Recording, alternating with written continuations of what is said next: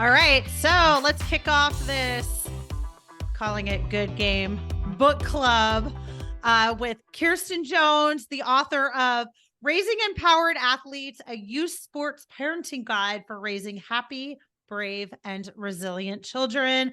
Kirsten is the mom of 3 athletes, a former D1 athlete herself, a former executive at Nike, and peak performance coach, and the co-host of the hashtag Raising Athletes podcast. And Kirsten, I have to tell you that I'm actually quite familiar with your voice before we begin, because I listened to your book. Oh, fun, right? That's why I did it that way. I really thought between the podcast and the book, that would make it. And my biggest passion is speaking. So I'm like, that's great to hear that you listen to it. Thank you. Yeah, no, I can tell clearly. I mean, people should read. Like, I'm never discouraging reading, but there's so many cautionary tales. It's so chock full of that in the book, and the way you kind of throw your emotion behind each one is like really made the book sing even more. Yeah. And we'll get into some intricacies about the book in a second, but I was feeling all kinds of emotions. But why did you write it, first of all? Yeah, so I grew up in Montana. I'm a kid of the 70s, right? And like all of us from the 70s and 80s, you kind of played whatever sport was in front of you at the time. And my dad was a doctor. My mom was a nurse. They wanted us to play piano and ballet, and they had zero aspirations of us ever playing any sports. And ballet and piano were like nails on a chalkboard to me. And I figured, if I could throw a ball, catch a ball, kick a ball, whatever I could be doing. And so I basically, basketball in the fall and volleyball in the winter and track in the spring and rode horses and all of that. And, luckily I was able to find my way to San Diego State University through a junior national tryout. I tried out for the junior national team, and I didn't make the team, but I made like the top 20 people. And that coach was there, and she's like, wow, you should, if you're interested, come. You're not a great volleyball player, but you're a good athlete. And I thought, oh, okay. And that was compliment, interesting. I think. Yeah, backhanded, I think, a little bit, but it was interesting to me because I hadn't played that much volleyball in my life. I'd only played maybe a year of volleyball. And so it was new and exciting and fun. And they were a very good team. They were top 15 in the country. So to get to go be a part of that kind of program, eventually, walked on, eventually became a full ride scholarship athlete. And then, shocker, had never been to the school, had never met anybody on the team. It wasn't a great fit. Ended up transferring to William and Mary and finding my fit with an amazing coach who was in my wedding, who I spoke to last week, who has been a part of my life. And so all of these stories become the fabric of why I do what I do. When I got to Nike, same thing. I had some amazing bosses, and I had some really mean, and particularly women were mean to other women.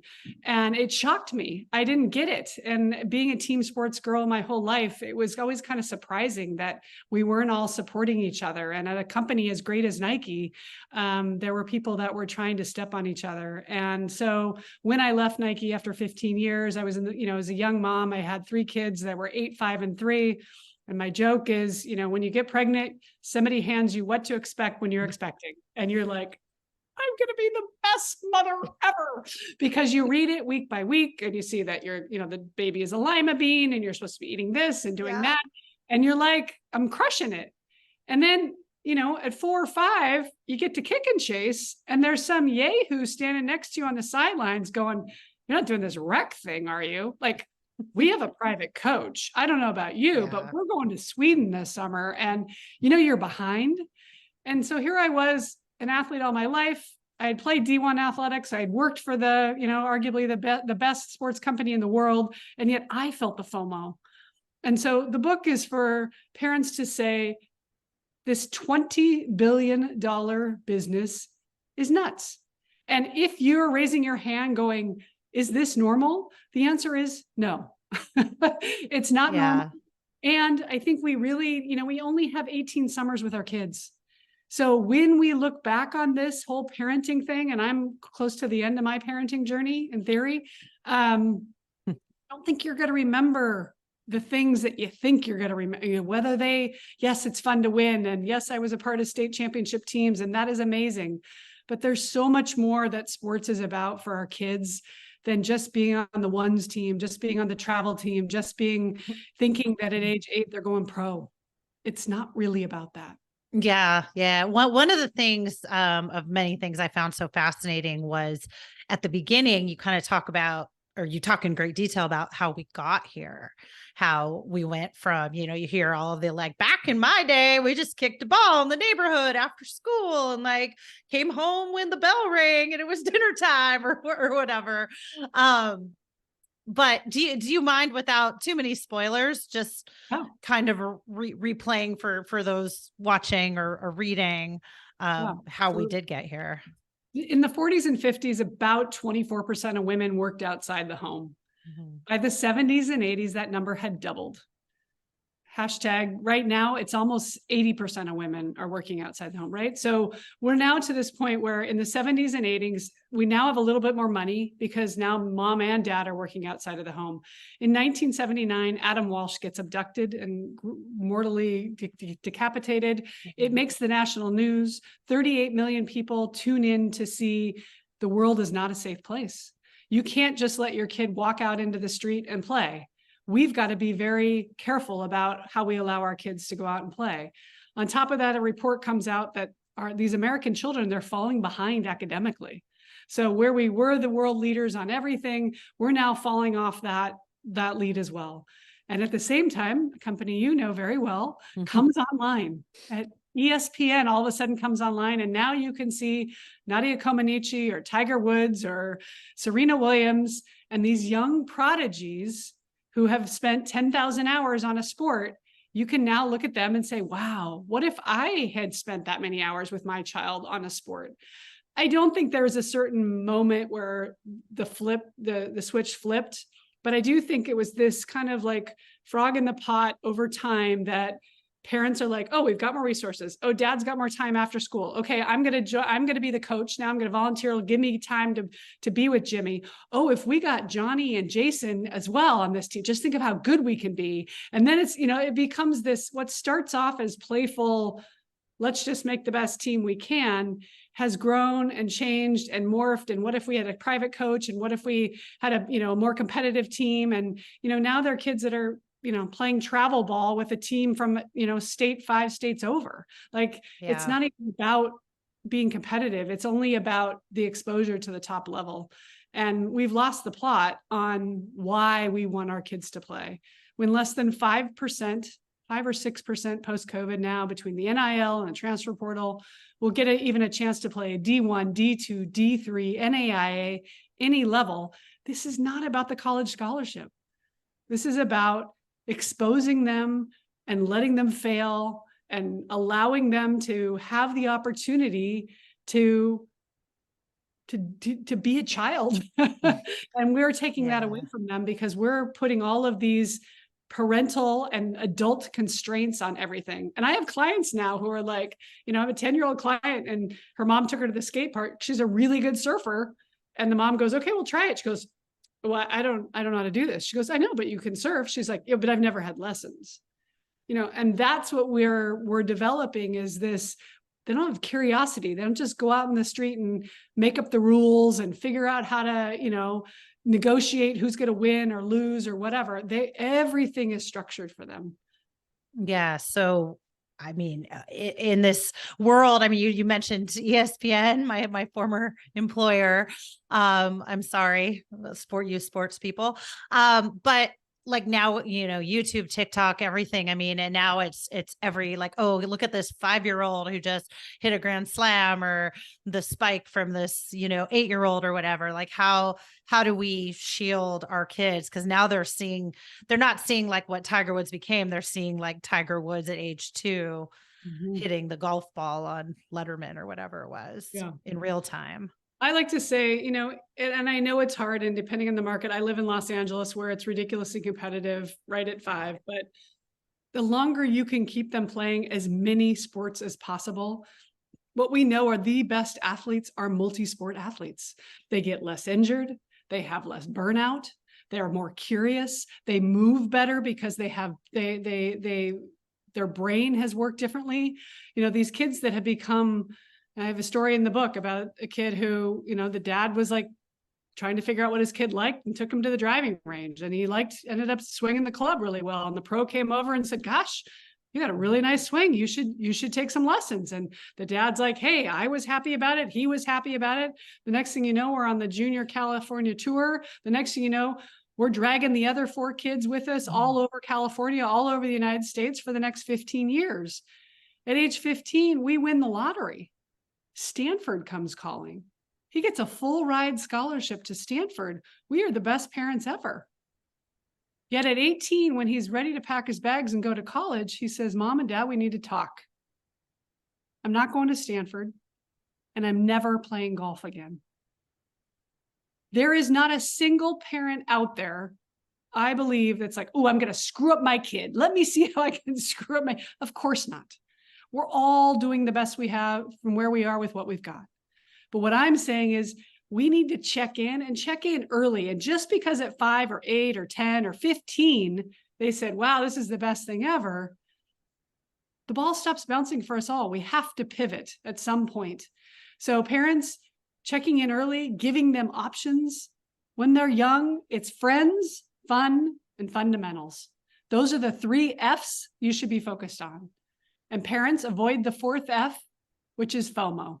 Yeah, but they've got a coach. Yeah, but they're going on this trip. Yeah, but they're not going on vacation because he's so good. We can't afford to go on vacation either. We have to be doing all the extra. Stay in your lane. Figure out what is important to you as a family. What are your values? And at a certain point, genetics are genetics.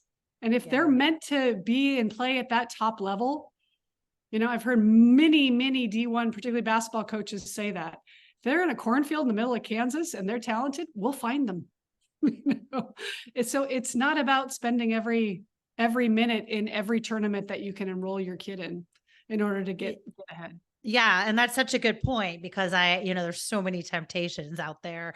Like my kids are very entrenched in baseball. My older son's in the travel baseball world, which is its own situation, but so much now. I mean, as a 12-year-old, like, come to this showcase, come to this ID camp at age 12, like, we're not even at puberty yet. And I mean, but we parents, get so sucked into the idea of like, get their metrics up early and all of this. And like, I know you're saying all these things exist, and just, how do we practice just tearing it up?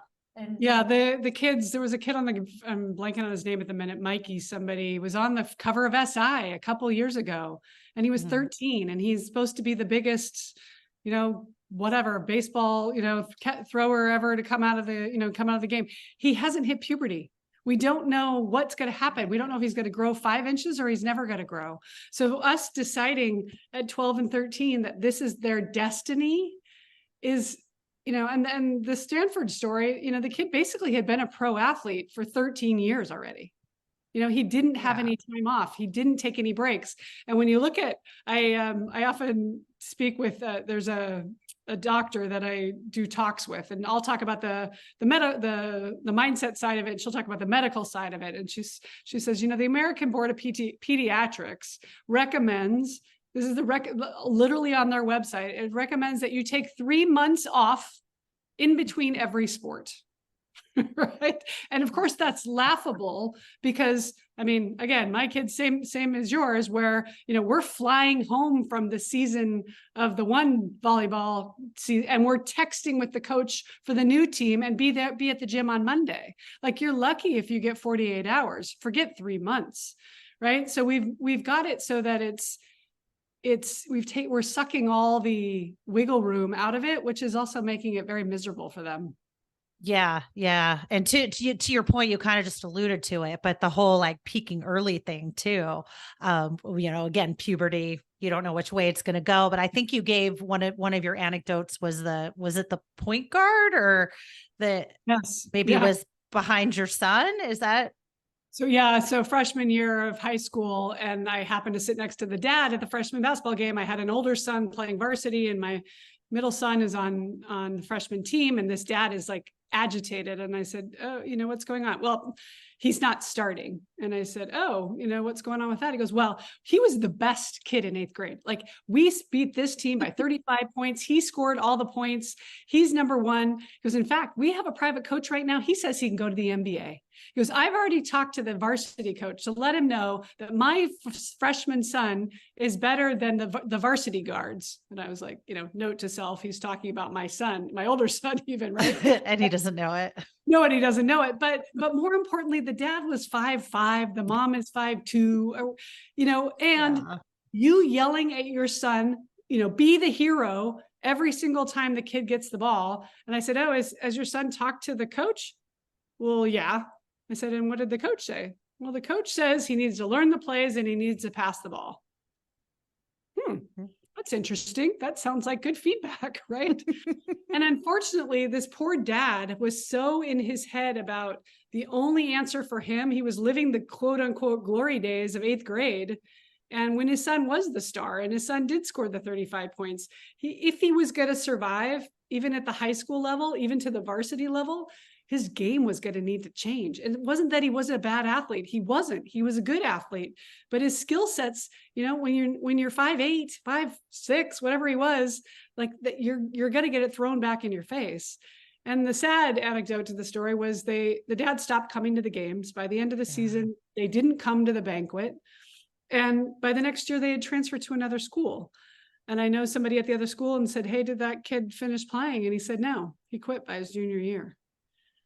And you have to wonder how much of that was, what I feel for the child, because the child only wants to make their dad happy. Like, that's your goal. You're just, and you could see after every pass and every play, he's looking to the stands. And parents, if they're listening to everything you have to say, if their head is on a swivel listening to you, that they don't even look at the bench, that's indicator number one, that you need to, zip it and lean back and allow the coach to coach. And I like to say the only 6 words your child needs to hear on the way home: I love to watch you play. Yeah. Yeah. So that kid, he probably, as you said, he's just trying to please his dad, right? So there's probably that period where he's the star and he's feeling all this, positive kinetic energy from the dad. And that's really the foundation of their relationship. Then, what happens when the dad just walks away because he's not a star anymore? What long-term damage does that do? Exactly. Yeah. And I think, again, I don't think there's any parent that's like, ooh, let me really mess up my kid. But, if you're one of those parents in the car ride home that can't help but, well, those refs sucked and that coach made a bad choice. Yeah. That kid is awful. You should be playing in front of him. What are you modeling to your child? That it's not your fault. It's never your fault. And we just are going to blame everybody else for everything that's going on. I'm not saying it's easy. And I have 3 children and each of them have taken a turn riding pine. And I'm a really competitive person. So it's not like, oh yeah, I get it. And, it's fun when your kid's always the starter. I've been on both ends of that, where my 14-year-old didn't even get into a tournament, at all. Like, never. We flew to Kansas City and she didn't touch the floor for 3 days. It's painful. I get it. And what do I want her to take away from that? Hey, you should go talk to your coach. I wonder why you didn't get reps. Why don't you go ask her what you need to do to get on the floor? But parents, you taking over, you blaming or deflecting or, transferring over that is probably, what are we teaching them? We're teaching that when things go tough, we bail. Yeah. And that's such an important, prominent message in the book, obviously, is us parents largely need to step away. But how do you watch your kid fail when they come home and they're in tears because they didn't make a certain team or they had a bad day and, or they were mad about their positioning or whatever? Like, how in the moment do you take solace being like, no, this is going to make them tougher? Just like, so I like to say, parents, the more we apply the mask to ourselves, i.e., we have to remember why we're putting that, whether they're playing guitar or being in the play or curing cancer or being an athlete. Every endeavor is going to have ups and downs. And the way we learn as human beings is by trial and error. And yes, of course, we want our kid to, we want to have the bumper sticker for the kid to get into the right school, and we want them to be on the top team, and we want to win the trophies. But arguably, I'd argue, look back on your own life and tell me, when things didn't go well, what did you learn? Arguably, you learn more from the moments when you didn't get the job, when you got fired, when the relationship didn't go your way, when you didn't make the team, when you didn't get the playing time. And I'm not saying it's easy and be like, oh, well, no big deal, but empathize with them, which means asking good questions. Wow, that sucked. You didn't get a play. How does that feel? Versus it's really easy to jump in with our own synopsis of what went on, and we take their power away by doing that. And what I find very, very often, and it's ironic, but it's interesting, is I'll have a mom, mostly moms, but sometimes a dad, but mostly moms call me, oh, my kid is so upset. They're lower on the bench. They never get any playing time. This year just is awful. We can't handle this. Okay, great. And I get on the call with a 13 or 15 or 17-year-old, and I'm like, how's it going? It's awesome. I am so glad to be a part of the team, and I love these guys, and I'm here to work hard. And you're like, wow. Right. And it's such a good reminder for, why are they there? And it might not be about the starting. Some kids just want to be a part of a team, and good with that. If your kid is super competitive and this is not working for them, then say, okay, great. That season ended. One of my say you commit to the season. And then when the season's over, let's evaluate. Okay. How did that go? Okay. I know I want to be a part of a team where I'm going to get playing. Does that mean going to a lower level team? Does that mean going to a different club? Or, then you get to evaluate and you get to brainstorm. But what we want to do is empower them to make the decision versus us taking over and saying, well, this isn't working and we're doing this. And I see a lot of kids that were like, I was fine, but it was driving my mom crazy. Or my dad. Yeah. And I think about, well, first of all, I wanted to ask, so the mom that was complaining about that and the 13-year-old that was like, this is awesome. How do you bridge that gap? So by saying, why are you playing? And when she can articulate that my best friends are in that group, we've been together since we were 8. I enjoy it, and so, and she'll even point out who's better than she is. She gave me the list of why this girl should be playing over her. Right. And then going back to the mom and saying, have you asked her how she feels? Well, no, I'm miserable. I'm on the sidelines and I'm the only one that my kid's not playing. Right. So it is then asking the parent to reflect on what is your goal for her? To be honest, she's actually really enjoying it. And this is where she wants to be. But you have to decide as a family if that's right for you, but hopefully holding the mirror up to the mom to say, it actually isn't as miserable as you think. Yeah. And I think it's a good point, even about the dad of the basketball player coming up behind your son. But like you say in the book, all parents, love their kids and want them to succeed. And it's just so much of this world that we're getting caught up in. There's another book that's out right now, Jennifer Wallace. It just came out, I think, last month. And it's called Never Enough. And in there, it's similar themes to mine, but she did all this research around mattering. And she says the biggest thing our children are suffering from is a lack that they matter. And mattering comes from making your bed in the morning and walking the dog and doing the dishes and doing your own homework and turning your own test in or not. And what we're doing as parents, and this completely relates to sports, but it's for all kids, is we're taking away a lot of those opportunities for them to feel like a valued part of society beyond what you contribute in the pool or on the pitch or on the field, right?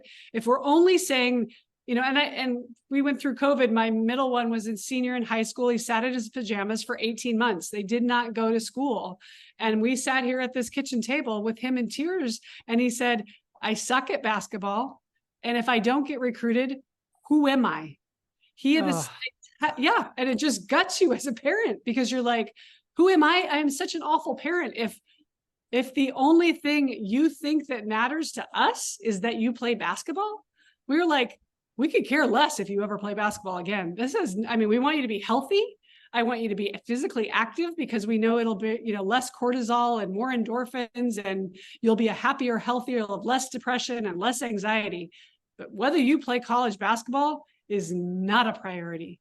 And I think that's what's getting conflated a lot for these kids is their identities at such a young age are getting tethered to a sport or an activity.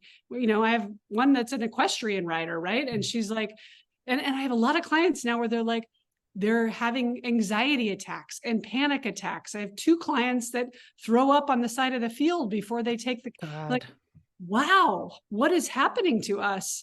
And you ask them, do you love the game? Oh, I love it. Oh, I love it. I love it. I love it. Well, where do you think that's coming from? That's coming from the pressure of feeling like if you are not enough today and that coach that's watching crosses you off the list, it's over. It's so not true. And Kirsten, I can only imagine social media and the way that kids put themselves out there as, in recruitment or even earlier. It's like, I'm, Kirsten Jones, the volleyball player or basketball player. And like, you're literally putting that on your profile. And then you go out there and you get cut from a team or you have a bad game. Then, what does that do to your own self-esteem? I had a story. It didn't end up making the book, but a friend of mine in Virginia, her next door neighbor, he was one of those early at 14. He was identified as a top baseball prospect, and he had an offer in 8th grade at 14. They've now shifted the rules a bit, but a verbal offer to go play University of North Carolina. So his social media said UNC 2024, or whatever it was back then. And by his junior year, they took the offer away. And I asked, I remember following up and saying, what happened to him? He ended up stopped playing baseball. Like, it just erodes their whole sense of self, right? Instead of like, he obviously was a very good baseball player. And again, maybe he would have ended up at a D3 or a D2 or an NAIA, but he still had all of this potential. Whereas, you think back in the 70s and 80s, there was never any, well, you have to be at this level by this age. And it's just caused them to all feel not enough ever. Yeah. I guess I sort of related, but what do you do? Cause I'll just say that like my kids kind of are like this, but I know a lot of kids and sort of the elementary to middle school ages that will say, I want to be a professional soccer player. And it's like, okay, I'll say this to my own kids. I'll be like, what if you're not? Well, then I'll just play for a lower level soccer league. It's like trying to help them, because they love it all. They play a bunch of sports, these kids, not just my kids, they love it all. They have a blast. They play with the same friends, high level or not. And that's all they can think about. And they talk about which other friends are also going to be professional athletes and how they all might be like the starting 5 at Duke. And, it's just like, how do you help them? And they might be doing well in school and have some other interests, YouTube, but no. And I love that. I love that you have dreams, and you absolutely should encourage them to have dreams. There's no downside to that. As they start to mature and age, they'll start to realize. I remember, my son said that too. He wanted to play for Duke basketball. And, I remember my husband saying, and then he was going to go to the NBA, and then he was going to be an anchor for ESPN. And at 8, he had it all mapped out. And that is awesome. And, do you know how many boys play high school basketball? 500,000. How many got to go play in high school, in college?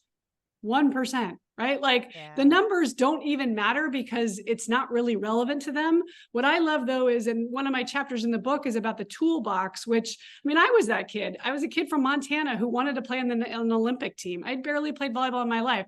I didn't ever end up making the national team. I actually had the audacity to I remember mailing Stanford a letter, and I did get a very nice no thank you back. Today it would just go into the round file. But what that does is, I didn't end up at Stanford and I didn't end up on the national team, but I ended up at Nike. So there are other things, even if you can't be the world's best soccer player, What if you, and I have designers that I worked with at Nike. There was a guy who, his dream was to be an NBA star. It didn't work out. He was then designing shoes for Michael Jordan. He's like, I came from Compton. My parents thought I was going to work at McDonald's all my life. And here I am. And P.S. now he's actually got his own design company where he's teaching other designers. But it all started with this idea of, wow, I would love to do this. So never squash. I don't think ever squash your kids' dreams. Just say, do you know how much hard work that would take? How much do you think Messi trains a day? How much do you think Kobe trains a day? How hard do you think Steph Curry works every day? And what we're instilling is work ethic and grit and gratitude and attitude of, oh, wow, I have to really be all in on this. And again, even if they don't even make the high school team, I say everything that they've learned along the way. Okay, now what do you want to do? Well, I also love video games. Okay, awesome. And I love, personally, if you're creating your own YouTube channel, that's awesome, because we either consume or we create. And when we're in this consumption mode, this is when depression and overwhelm and FOMO and all of that. But when we're creating something, and this idea comes and that idea comes, and that's how we grow. Mm-hmm. So encouraging growth 100%, and trying new things 100%. Yeah, I love that. So I want to ask you, Kirsten, we're talking a lot about, resisting temptation as parents and the FOMO and all that. There's also, just because you mentioned Compton, it made me think about this. Like, there is a segment, I see a lot of this on the travel baseball circuit, but elsewhere, where you have kids and this is, maybe the only sport they do. And you have the parents that are like, you're getting a scholarship or you're not going to college. Like, the choices are high level, or you're working at McDonald's the rest of your life, or you're coming to the family business, which, like, no shame in that, but they want their kids clearly, like, this is the goal. And there's not really like a second, like a backup, like the kids don't really have a choice. How do you get the parents the messaging in your book? I mean, so always go for the grades. And I see this, even these that are super, super, super talented. I've seen multiple kids that the high academic schools wanted to recruit them, but they couldn't because they didn't have the GPA and the money that's available out there. That, again, even at the super, super top schools, but if you're a good enough athlete and you have good grades, they will make it work. There will be money to be found. But the other interesting piece, I just had on my podcast, Joy Harris, and she's really focused on NIL. And NIL we think of, or at least I typically think of, is these top 0.0001% of athletes at the biggest schools that are making hundreds of millions of dollars. But she says, what if we flip the script on that? What if your 12-year-old baseball player always has pizza at Paul's Pizza Parlor and goes into Paul's and says, hey, Paul, what if I brought my whole team here? Would you pay me to represent, whatever, put your name on our shirt or whatever. I'll do an Instagram live about, or a TikTok or whatever about so she's actually saying, what if you used NIL to actually pay for college? So maybe there isn't even an athletic scholarship at the end of it, but what you're doing is teaching them how to be entrepreneurial. Yeah. Where in our generation and our parents' generation, you would have the paper route, right? Or mow the lawn or walk the dogs. The new version of that is creating your own brand at a young age, at 10, 12, 15, where you can be making real money. And again, you don't even have to be that good of an athlete. It's not even about you being a 5-star athlete. It's about your kid saying, hey, I'm valuable. I'm going to go in there and ask for them to, and it could start with whatever. Sure, we'll give you free pizza, but it starts with that.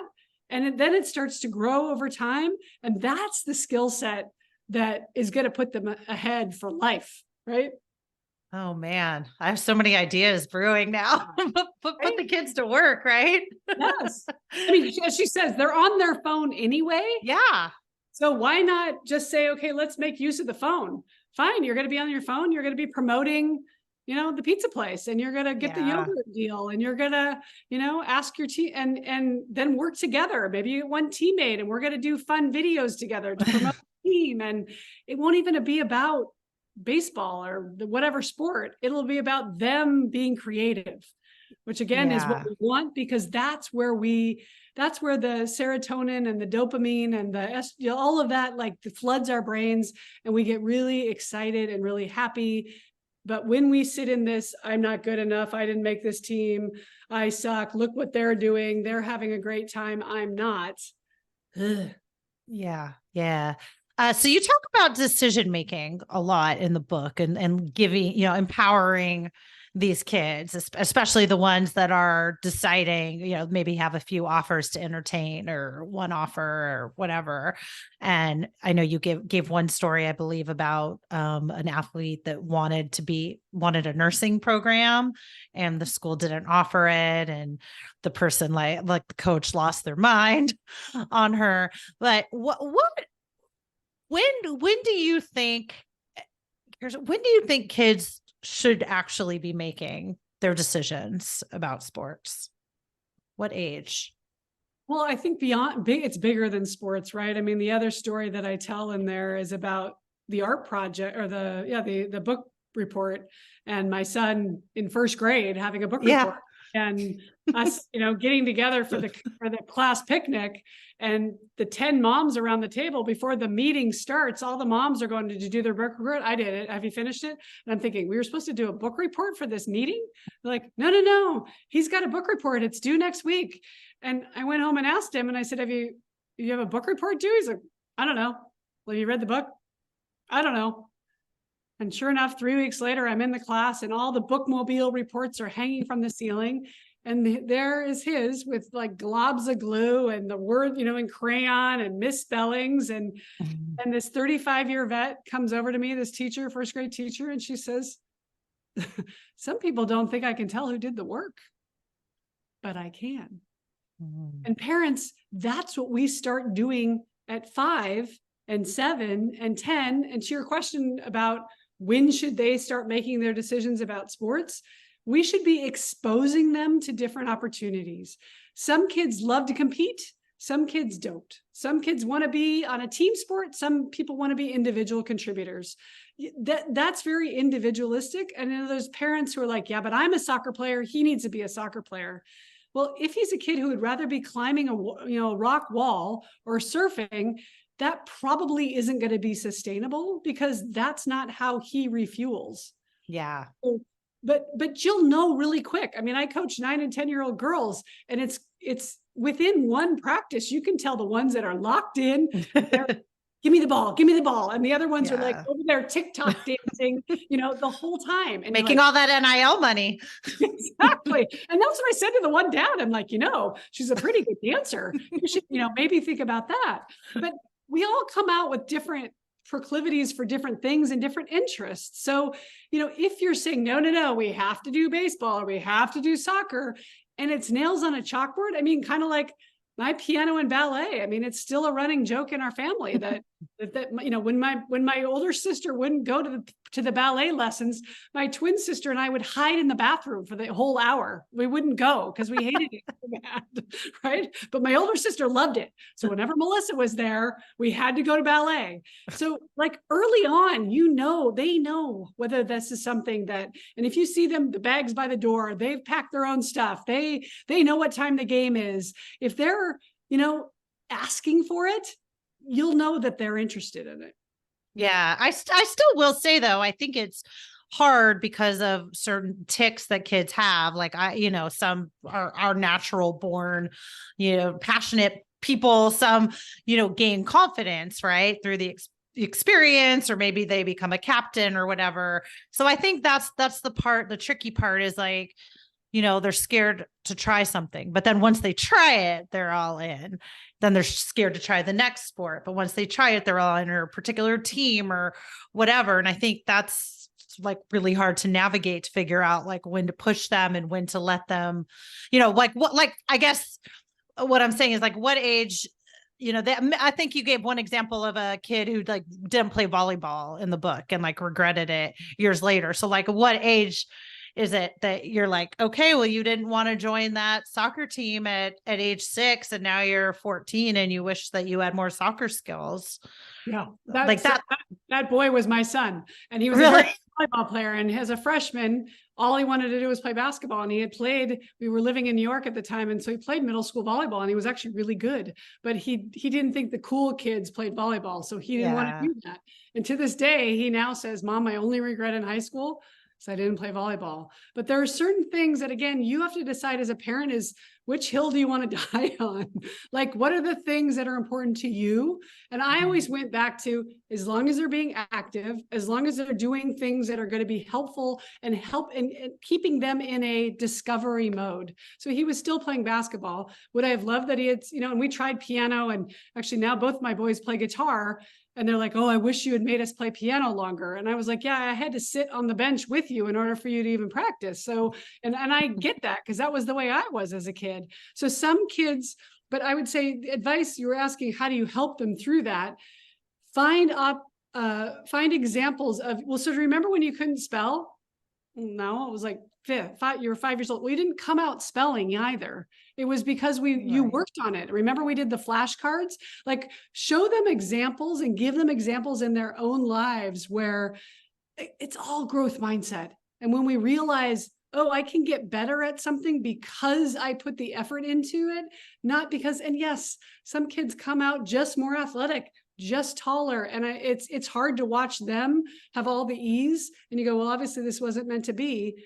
Not necessarily. Some of the kids that, in fact, I just heard Kevin Durant, who's 7 feet tall. I just heard an interview with him and him talking about he was not very good. In fact, he went and practiced with all of his friends all the time, and they were all better than him. He goes, but I just kept practicing because I was actually really curious about if I could get better or not.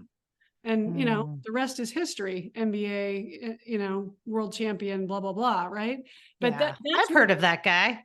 Right. Yeah. He's done okay. Yeah, he's been all right. So it's helping them figure out what are those things that you don't have to be, passion comes from competence.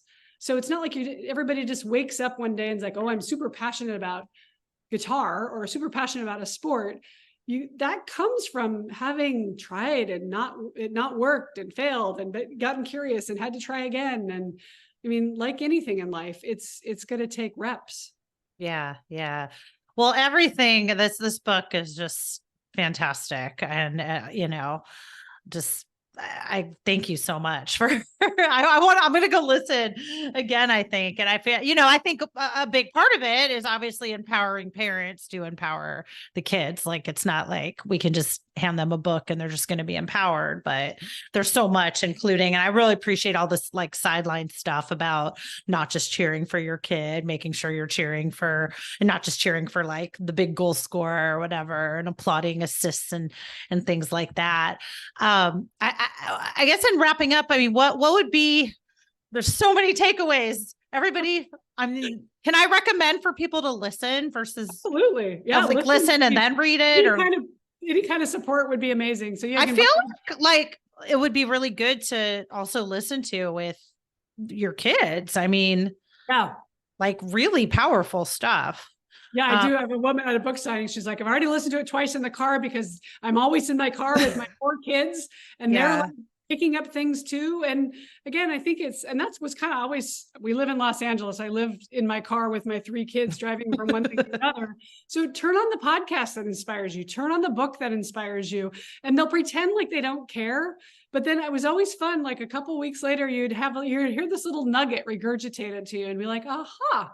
You were listening. So yeah, I don't know if there is a big nugget, but I think we write the book we want to read, which was, as a parent, I want to do better. And as I do better, it means looking yourself in the mirror and going, okay, how can I help myself so that I don't damage my kid, that I don't make it not fun for them, that I allow them to have their journey, that I don't make it about me so much that I don't know, and the number of kids that say, well, there's a book story in the book too, the woman checking out at Target and buying the umbrella in Buffalo. We're living in Buffalo, and buying the umbrella to go to my son's soccer game. And she's like, oh, I did that. I was like, what? She goes, oh, my son played soccer for a long time. And I said, oh, that's lovely. Did he have fun? She said, well, yeah. And when he was done with soccer at high school, I said, oh, honey, are you going to miss soccer? And he said, Mom, I stopped loving soccer about 5 years ago, but I just knew it was going to upset you. So I just wouldn't quit because I knew it made you happy. Yeah, I know. It's so heartbreaking. Right. And you just like, of course, they're trying to make us happy. I love Lisa D'Amour's work, if you follow her at all, but she talks about we are the walls of the swimming pool. The world is the water, and they are trying to navigate, can I get out into the middle of the pool? Can I tread water? And when they're feeling really empowered, they'll go out into the deep end. And when they get scared, they'll come back to the wall. And when they kick the wall and they hang on the wall, that's them saying, I still need you, which is a good thing.